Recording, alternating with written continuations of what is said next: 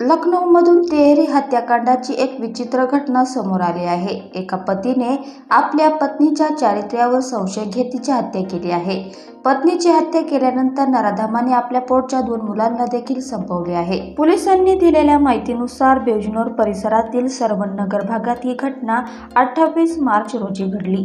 राम असं आरोपी पतीचं नाव आहे, तर पत्नी ज्योती वय 30, पायल वय 6 आणि आनंद वय 3 अशी मृत आई आणि मुलांची नावे आहे।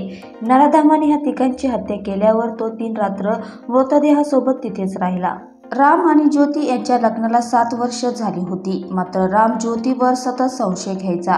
ती फोनवर बोलत असताना राम आल्यावर ती घाबरायची आणि फोन कट करायची। त्यामुळे रामचा संशय आणखीन वाढत होता, असं त्याने पोलिसांना सांगितलं आहे। 28 मार्च रोजी देखील या कारणावरून त्या दोघांमध्ये जोरदार भांडणे झाली।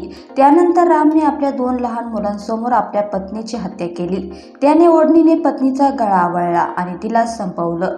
मुलांनी हे सर्व पाहिल्याने ते पोलिसांना सर्व खरं सांगतील आणि आपण अडचणीत येऊ हे समजताच त्यांनी आपल्या मुलांची देखील हत्या केली। 3 दिवस त्याने मृतदेह घरातच ठेवले। कुटुंबातील सर्वजण होळीमुळे गावी गेले आहेत असं त्याने शेजारच्या नागरिकांना सांगितले।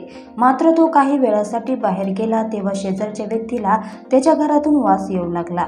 त्याने दरवाजा उघडून पाहिले तेव्हा घरामध्ये 3 मृतदेह पडले होते। त्याने तात्काळ पोलिसांना याची माहिती दिली। पोलिसांनी कसून चौकशी केल्यावर पतीने आपण केलेल्या गुन्ह्याची कबुली दिली आहे।